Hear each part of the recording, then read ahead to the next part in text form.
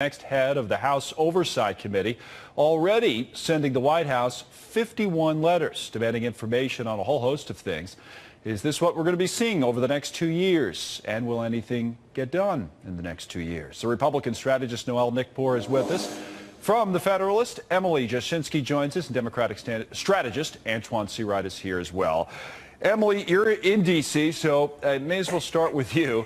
Boy, everybody's trying to predict what the next couple of years looks like. From where you sit, how aggressive do you anticipate the Democrats with subpoena power being in the new year? Yeah, that's a great question. I think just about everybody here in Washington expects them to be very aggressive and to go just about full throttle investigating this president. I think that probably will grind things a little bit to a halt. The most activity we'll see out of the House of Representatives probably will be these investigations, because that's what their base wants, frankly. Right. And gearing up for the 2020 primary, I mean, there's going to be a lot of activity in the Democratic base going forward, and I have a hard time imagining them not, the Democrats in the House, especially with this new class of House Democrats, not going full throttle. I also think there is a political calculation to be made here, and Antoine, it'd be interesting to know what you think of this. For the Democrats, is that do you sit back and kind of allow self-inflicted wounds to take, or run their course in the Trump administration, or you really go at them, to Emily's point, aggressively with subpoenas and the rest of it? As the Democrat on this panel, as someone who works with a number of the members of Congress, I will tell you that I think my friend on the other side is probably wrong. What I do think will happen is you will see an aggressive policy agenda coming from the Democratic Congress. On what types of topics? That will speak to the hearts and minds of the voters that put them in the majority. So you will see a big focus on quality of life issues, like infrastructure, like healthcare, like education, like immigration. And because here's what I know about the Democrats we have in charge now. They know it's one thing to get to the majority, but it's another thing to keep majority. Well, and what Democrats want in 20 is to maintain the majority and expand their base, expand their number of seats, particularly in the Senate. I've heard over and over, Nicole, whether the Democrats have learned a lesson from Republicans, and people go back to the 90s and say that, hey, the Republicans pushed too hard in the impeachment and everything else, the investigations of the Clinton administration, kind of backfired on them. So now what? Well, you know what, and that's true. It did backfire, and I think that this is going to backfire on the Democratic Party. So you think they are going to go after the administration? I think that they are showing right now. They're showing that their appetite is for impeachment of Trump, and really it's health care, infrastructure, and everything else going by the wayside. I mean, they're starting several new investigations. I don't see that. What I do think you're going to see is you're going to see checks and balances, and you're going to see transparency. You're going to see a Congress. So investigations. No. You're going to see a Congress that's going to show the American people that government can work again. And guess what? We can legislate and investigate at the same time. The Republicans well, now you're saying they are going to do it. So what are you seeing? I'll come back in a second. I think I do know what you're saying. But Emily, what are you seeing to back it up? Are you seeing from people like Elijah Cummings? Tell us what you're seeing in Washington. Right. Yeah, and I go to my colleague Molly Hemingway's reporting from earlier this year, where she was hearing Jerry Nadler talk about how they want to go and be aggressive, but they want to do it in a palatable way. And so they want to talk about accountability, holding this president to account. And to the earlier point, I don't think you're going to be able to have investigations and legislation at the same time, because you have to get everything out of the Senate, and the president is not going to want Republicans, and Republicans are not going to want to work with Democrats who are going full throttle on these investigations of the president. I just don't think you can have both. Well, then they will be convicted at the polls in November if they do not want to work on quality of life issues. The Democrats will be, you mean? No. Republicans in the Senate. If Democrats pass legislation out of the House and it gets to the Senate, and the Republicans who control the Senate will not work with Democrats to do what the American people want, then they will be convicted at the polls in November, like they were this time around on health care. I just think it's interesting. Antoine is conceding that if they do go down this road, because you're saying that you want them to work on the issues that it is a political loser. Because I thought maybe some Democrats would be open to the fact that, hey, we have some openings to go after this administration on some issues where we can win politically. I actually think that it's going to backfire. I think that if they don't watch out, that they're going to end up being the party of no, the party of obstruction. What the Republicans were in 2010? Well, it's going to backfire. Well, that's what you agree with that, essentially. We're going to that's why you're saying not to do it. I don't think they are going to do it, but what I do think they're going to do is hold this president accountable and form checks and balances. Well, but that's like playing. That's definitely. That's the talking point. It's not the reality. That's right, what they're but saying. You can't say it's not reality. Right. But talking about holding the president or the administration accountable is to hold these hearings and use your subpoena power. I mean, that's how you do it, right? That's part of it, but there's another part, a component to this thing where you can do legislation. I think that will be done. Look, I think what you all want is for us to just press the ignore button for the crime and the corruption that's going on in this administration. So, Emily, last point. Does the broad question, does anything get done over the next couple of years? That's almost what markets want to know, too, I think. Sadly, I do think the answer is no, and I would love, actually, for bipartisan legislation to come out of this next Congress. I just don't think it's going to be possible. Like the criminal justice bill. Well, there you go. On that note, you always get Antoine always has that way, kind of sneak in one more line. All right, thanks to all three of you. Merry Christmas. Thank you very much for coming on. Homeland Security Secretary Kirstjen Nielsen set to meet with President Trump at the White House just about 30 minutes from now. Things could get interesting. They will be discussing border security, the president staying in town over the weekend because of the partial government shutdown. As the administration deals with a new Supreme Court decision blocking the latest White House attempt to stop illegal immigrants from applying for asylum. And just last week, Secretary Nielsen announced the U.S. has secured a deal with Mexico, where some asylum seekers will stay in Mexico while their cases are processed. Here's Deputy Press Secretary Hogan Gidley on that. The United States, under Donald Trump's leadership and also with help from Secretary Nielsen, entered into a deal with Mexico in which people coming for asylum into this country through Mexico are now held in Mexico until their case is adjudicated in the United States. That saves this country billions of dollars. But it also shows a couple of things, that the Mexican government is now doing more to help our immigration system and doing more than to protect the American people than the Democrats are. Let's bring in Lauren Claffey, former Deputy Assistant Secretary for Public Affairs at the Department of Homeland Security. Thank you very much. First of all, I want your reaction. The justice is ruling 5-4 with Chief Justice Roberts siding with the liberal wing of the court, which basically blocks the president's policy on asylum seekers. It's going to temporarily bar migrants who illegally cross into the U.S. through the southern border. The court says, no, you can't do that. So the court's actually just saying that they want to kick it down to the lower courts again because this was just upholding the temporary pause on the ruling.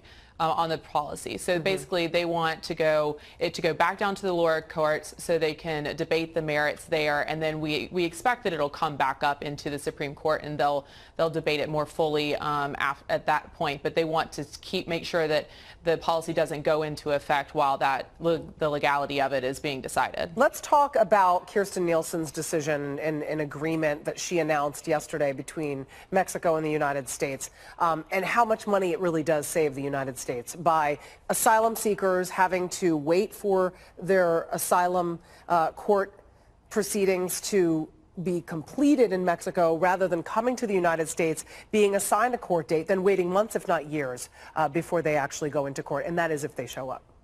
Yeah, absolutely. So this is I think you'll hear sometimes the secretary and others in the government discuss this safe third country agreement and what they're seeking in that. It hasn't been agreed to yet, but it's this idea that if people are fleeing the Northern Triangle countries, that they should apply for asylum in the first safe country that they arrive at, which would be Mexico. Thus far, Mexico has not agreed to this, and it's something that the U.S. wants because they want people to seek the first safe place that they go, and that's the true meaning of asylum. However, our asylum system is completely overwhelmed right now. And I blame part of this on Congress, though, because they've known that we've been overburdened for a while on this. We don't have enough immigration judges down there to process these claims, and that it's taking way too long for these claims to be processed anyways. And so people come into the country and they get lost in the system.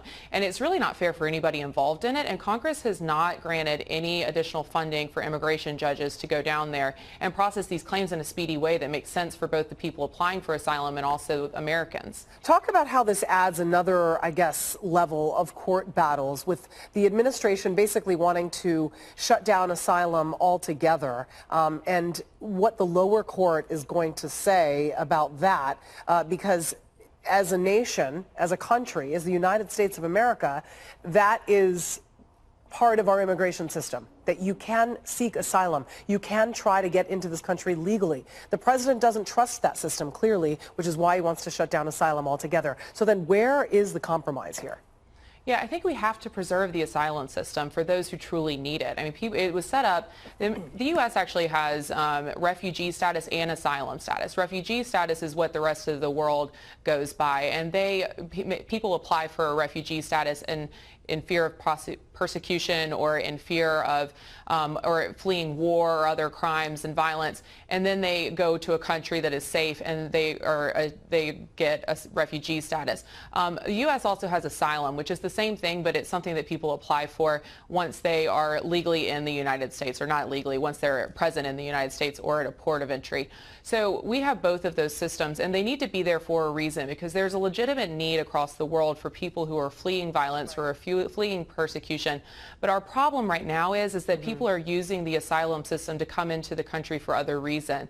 And once they get here, there's a vast majority of asylum claims that end up not being valid. They may pass the credible fear claim once they first get here, but then when they get in front of an immigration judge, those are kicked out and no longer valid anymore, and they have to leave the country. And so what we really need to do is we need Congress to step up and fix our legal immigration system as much as providing resources to stop illegal immigration. Is $1.3 billion going to do that? I would say that's not a lot of money in the grand scheme of things, but we're going to have to wait and see what they hammer out. Thank you very much, Lauren Claffey, for talking to us. We appreciate it.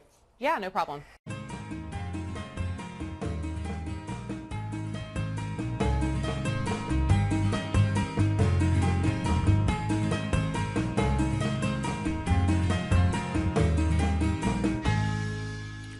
So I have gone through that kind of depression where I made mistakes or something's happened to me or whatever, and it's been bad. That's normal, and that turns around on its own. There is something else, and sometimes it can be caused by that kind of depression, and it just spirals out of control. And it is a chemical depression. The chemicals in your brain they're just not working right, and so you go deeper and deeper into a depression, and nothing seems real or right, and suicide begins to seem to be a very logical explanation. Somebody who goes in and kills their family and then kills themselves, that is a sign not of regular depression. That is a sign of chemical imbalance. And the thing that people, they don't know the difference, and there is a huge difference, especially to the person that is experiencing it. But people will say, you just got to get over it. Oh, wow, I never thought of that. Thanks. I should just get over it. Just think of happy things. Oh, okay. All right. Boy, why didn't I think of that? Oh, maybe I could go to a fair. Maybe I could just go to watch a comedy. It doesn't work. And the people who are experiencing this, that is the worst thing you could say to them. Because it shows you really don't understand, and you think they're a moron, that's a new idea.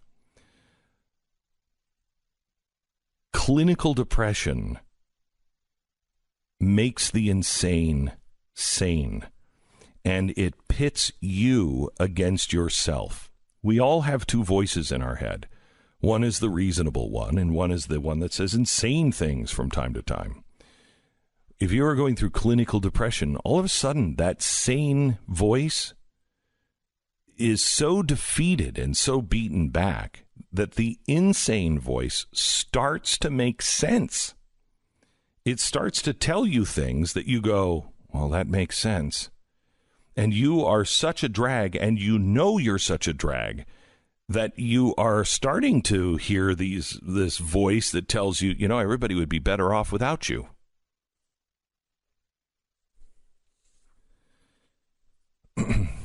It's not true.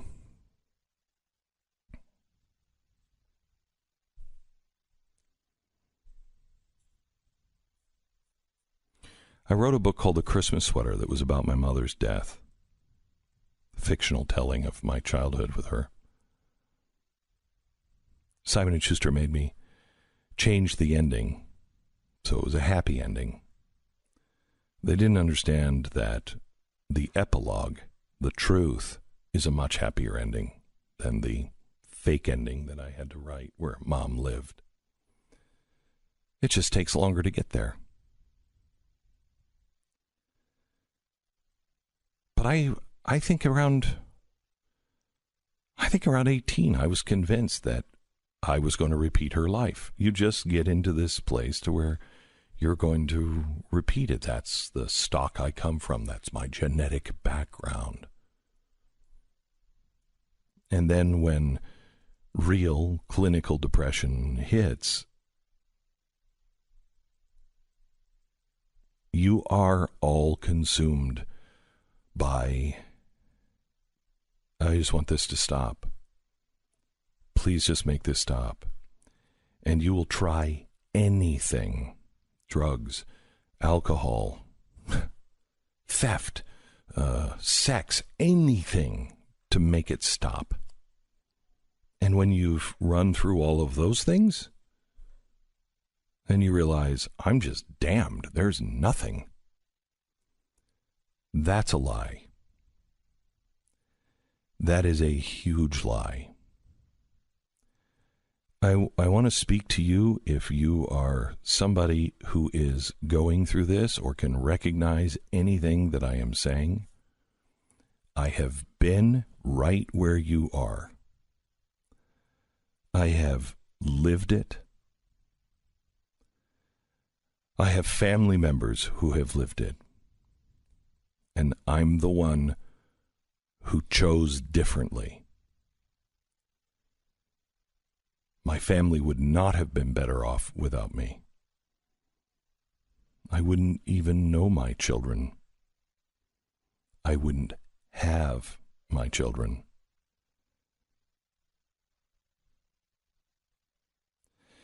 In the book, The Christmas Sweater, I talk about a dream that I had, and it's a real dream, but it comes forward in The Christmas Sweater as a scene. And the one line is, I'm shown what life can be like on the other side of the storm. And I remember in my actual dream, I said, it's so warm here. And my guide said, that's what's on the other side of the storm. And all I said again was, it's so warm here. You may feel left out in the cold right now, but you are not alone. Please reach out for help. Please reach out for help. There are millions of people like you and like me that understand what's going on. You're not alone. Things will get better. And when they do, you too will say, it is so warm here.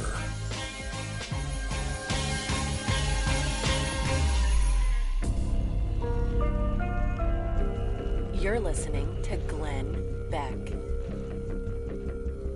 All right, let me tell you about Liberty Safe. Imagine you own a business, and the biggest complaint is, man, I wish I had another one. It's kind of like McDonald's. You know, you have their fries, and you're like, man, I should have had the bigger set of fries. Feel that way often. I feel that way all the time. I'm feeling that way now, and I've had French fries from them like 2 weeks ago, so still wishing that I had the bigger one. Liberty Safe has that problem. The number one complaint with Liberty Safe is, I wish I had a bigger one. And it's because you won't believe how much stuff, once you get a safe, you're like, I should have that in there because I don't want that burned down in a fire. I don't want somebody getting that, or I don't want anybody touching my guns. This makes a great Christmas gift, and right now, 12-month interest-free financing on approved credit. Go to libertysafe.com today. libertysafe.com. Best built safes on the planet. And the best conservative